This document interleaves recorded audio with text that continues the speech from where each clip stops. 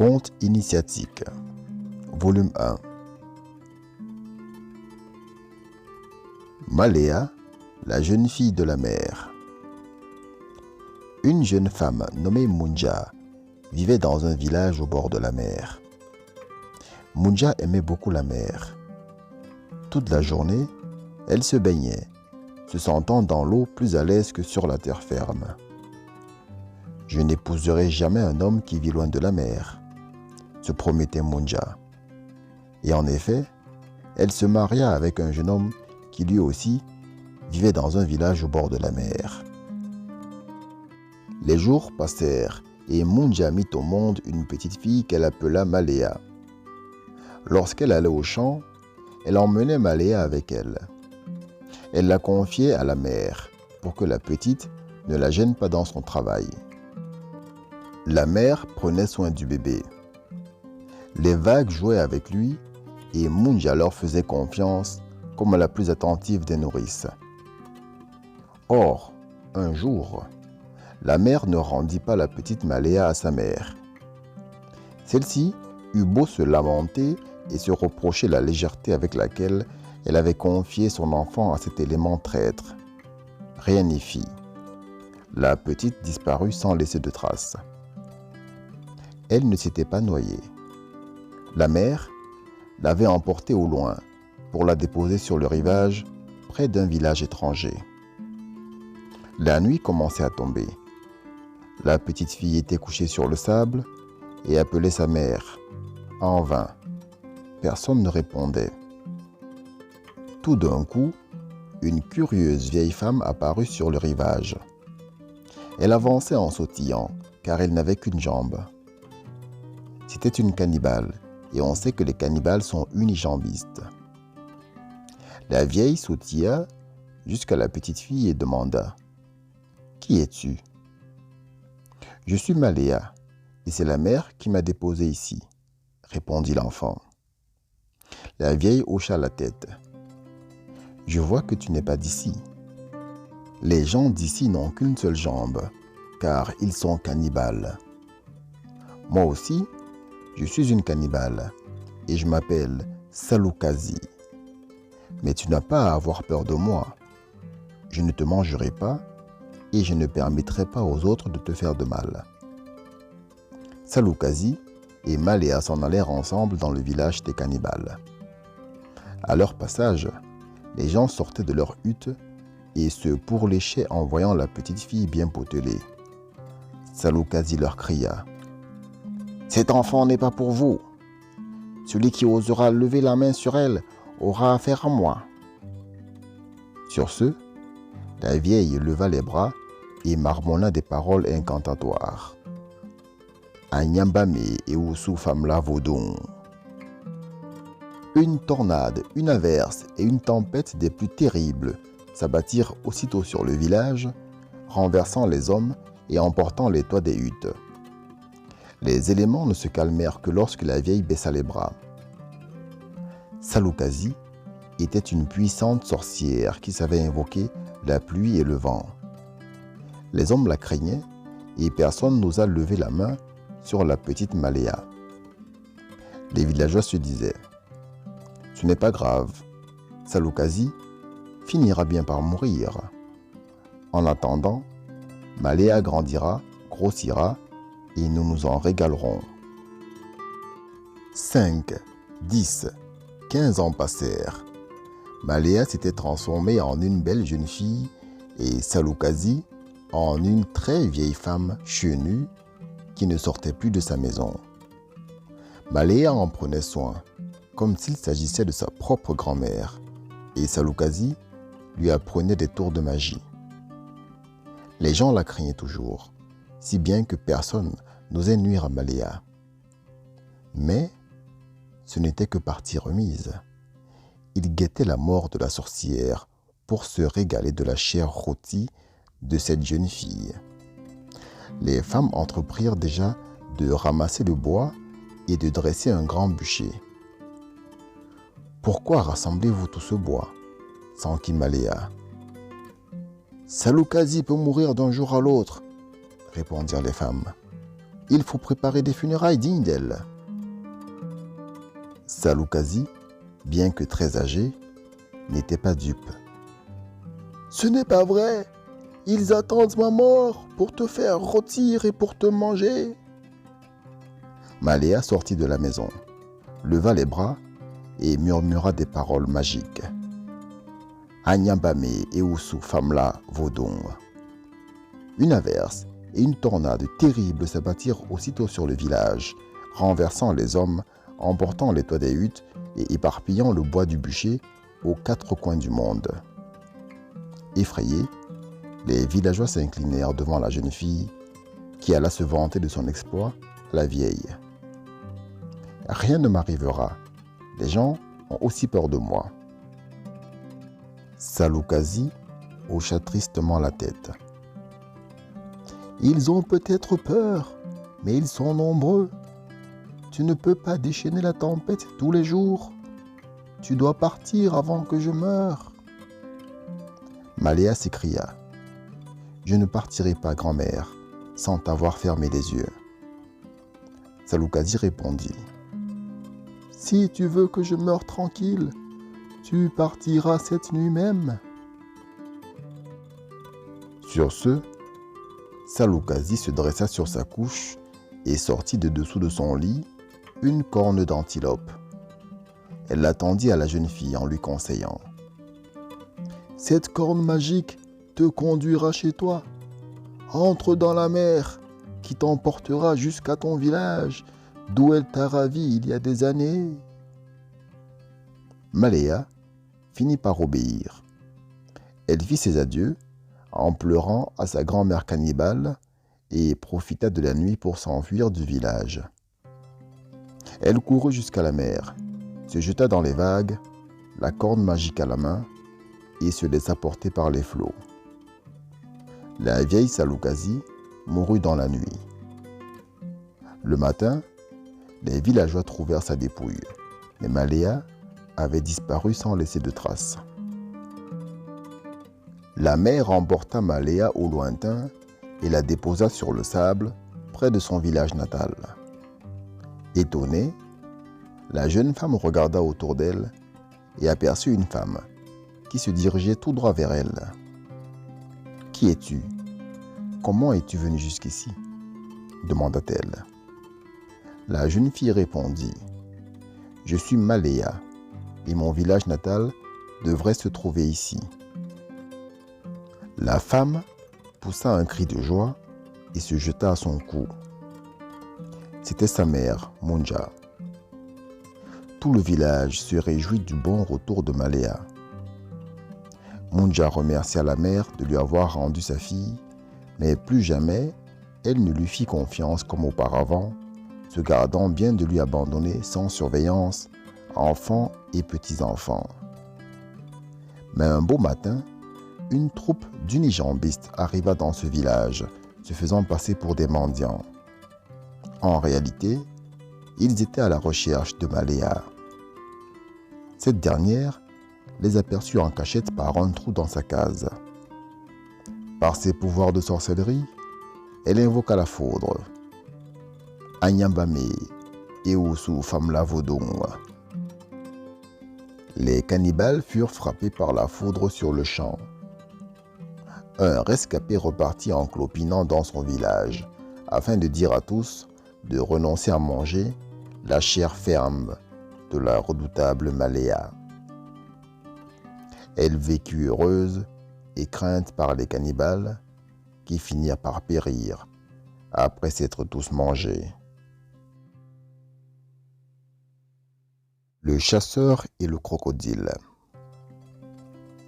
Autrefois, un effroyable crocodile nommé Ngando vivait dans le grand fleuve.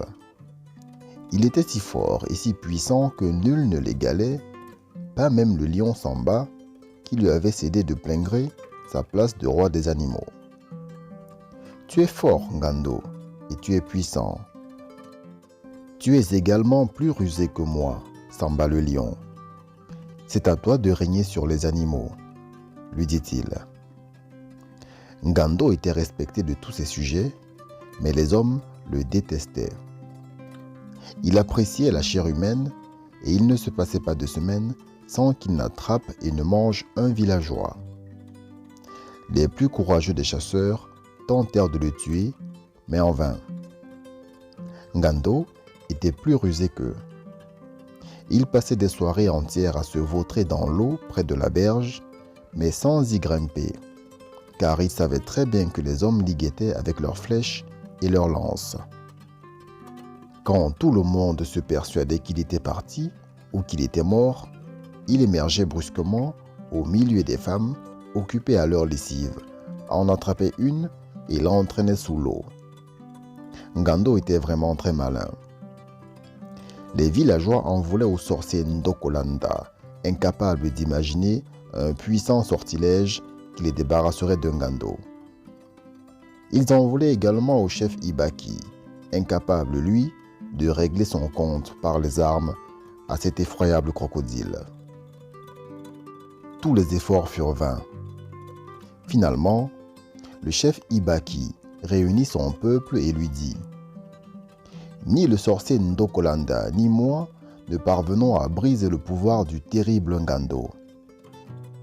Si toutefois, quelqu'un arrivait à le tuer et à recouvrir son bouclier de sa peau, je lui donnerai 20 boutons de laiton, 20 sacs de sel et 20 chèvres. » C'était là de grandes richesses que maints hommes convoitaient. Personne cependant ne voulut affaire au crocodile. Personne, sauf un jeune homme nommé Jangwa. Jangwa n'était ni très fort ni très courageux, mais il était rusé. Il se dit « Ngando le crocodile est très rusé. Pour le vaincre, il faut se montrer encore plus malin que lui. » Jangwa prit une lance et un bouclier en bois et alla se promener le long de la berge du grand fleuve. Quand les gens lui demandaient pourquoi il se promenait ainsi, il répondait « Je m'en vais chasser le crocodile Ngando. » Et quand il lui demandait pourquoi son bouclier n'était pas tendu d'une peau de bœuf comme celui des autres chasseurs, Jangwa se contentait de sourire. « Je recouvrirai mon bouclier avec la peau du crocodile Ngando. » Jangwa continuait à arpenter la berge sans pour autant s'occuper du crocodile. Les gens ne faisaient plus attention à lui, pensant qu'il avait l'esprit dérangé. Les animaux, en revanche, furent intrigués par son comportement étrange. Ils envoyèrent le lion Samba pour l'interroger. « Qu'as-tu à rôder par ici ?»« Je suis venu chasser le crocodile Ngando, » répondit Jangwa. « Et quand penses-tu le faire ?»« Bientôt, à la pleine lune. » Quand le crocodile connut la nouvelle, il en rit, mais au fur et à mesure que la lune grossissait, il commença à s'inquiéter, se demandant s'il n'y avait pas du vrai dans les propos de Jangwa. Il savait que les hommes étaient très malins et qu'ils pouvaient même l'être plus que lui. Ngando, le crocodile, décida d'en avoir le cœur net. Il guetta Jangwa pour l'attaquer sur la berge. Effrayé, le jeune homme ne sut pas où s'enfuir. Il joua alors le tout pour le tout. « L'heure n'est pas encore venue, crocodile Ngando. La lune ne sera pleine que la nuit prochaine. »« Et qu'arrivera-t-il la nuit prochaine ?»« Ta faim, crocodile Ngando. »« Tu as peut-être la prétention de me tuer, » hurla Ngando. « Je voudrais bien, mais je ne suis pas assez fort pour cela, » répondit Jangwa. « Tes ennemis, cependant, viendront en mon aide. » Le crocodile s'étonna. « De quel ennemi parles-tu ?»« Ben, des autres animaux, » dit alors Jangwa en rigolant. « Du lion Samba, de l'éléphant Goro et de tous les autres. Tu crois qu'ils t'obéissent parce qu'ils t'admirent. En réalité, ils te craignent et comme la peur côtoie la haine, demain, ce sera la fin de ton règne. » Le crocodile se fâcha terriblement. « Mais moi je ne les crains pas, je vais leur montrer, » cria-t-il en se hâtant d'aller punir ses sujets. Jangwa le suivit lentement. Quand les animaux comprirent que le crocodile Ngando était venu les attaquer, ils se liguèrent contre lui. L'éléphant Goro lui écrasa la tête comme une noix de coco. Le lion Samba lui ouvrit le ventre de ses griffes puissantes. C'en fut terminé de Ngando le crocodile. Jangwa le dépouilla et recouvrit son bouclier en bois de sapot. Il devint riche grâce aux récompenses dues à son courage et à sa ruse. Et depuis ce jour-là, le lion est redevenu le roi des animaux.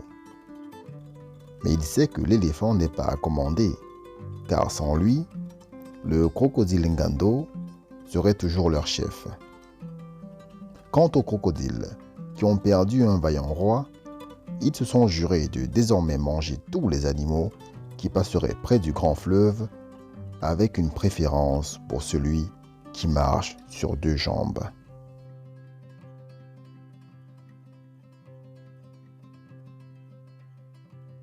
L'antilope rusée. Toutes les antilopes ne sont pas bêtes. Avec un peu de chance, elles arrivent même à berner leurs ennemis jurés, comme le fit une antilope des steppes sud-africaines. L'antilope en question aimait par-dessus tout brouter l'herbe fraîche et non piétinée, loin de son troupeau. C'était pourtant dangereux, car une antilope solitaire est une proie facile pour un fauve. Mais notre antilope se fiait à son intelligence et à sa chance. Jusqu'à présent, elle s'en était toujours bien sortie, si bien qu'elle devint arrogante. Un jour, alors qu'elle était en train de brouter seule dans la steppe, elle aperçut un guépard qui fonçait droit sur elle. L'antilope eut très peur, car le guépard, comme tout le monde le sait, est l'animal le plus rapide de toute l'Afrique, voire de toute la Terre. Personne ne pouvant lui échapper. Une fois de plus, l'antilope eut de la chance. Des bergers armés de lances conduisaient justement un troupeau de vaches à l'abreuvoir. L'antilope bondit comme une flèche au milieu du troupeau, semant la panique parmi les animaux. Sans s'occuper d'elle, les bergers se jetèrent sur le guépard et le repoussèrent avec leurs lances.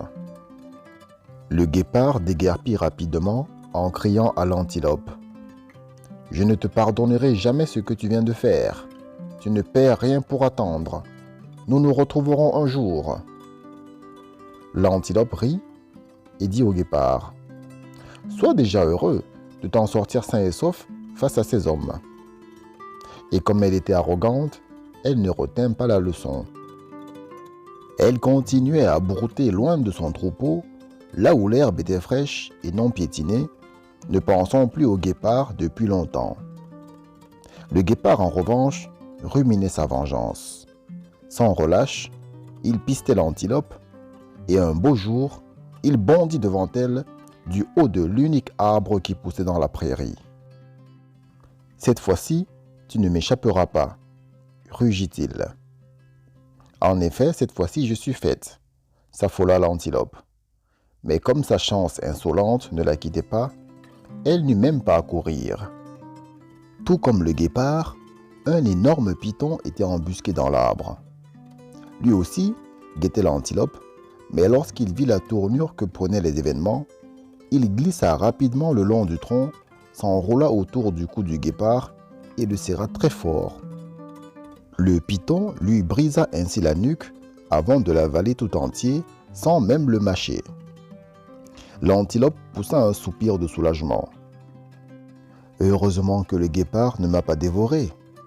Je serais à présent dans l'énorme ventre de cet horrible python. » Au moment où elle s'apprêtait à déguerpir, un immense oiseau, le serpentaire, fit son apparition.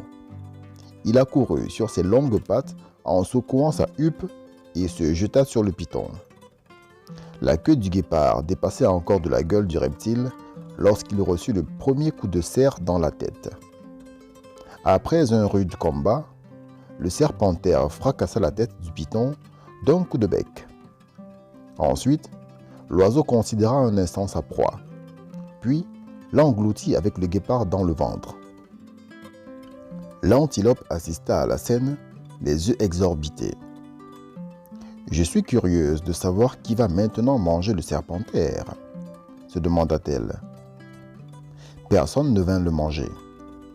Son repas terminé, le serpentaire marcha lentement vers l'arbre et s'envola péniblement pour se poser sur une branche. L'oiseau rentra sa tête entre les épaules et resta ainsi longtemps, sans bouger. « Enfin, ainsi va la vie, » se dit l'antilope, et elle s'en alla en galopant.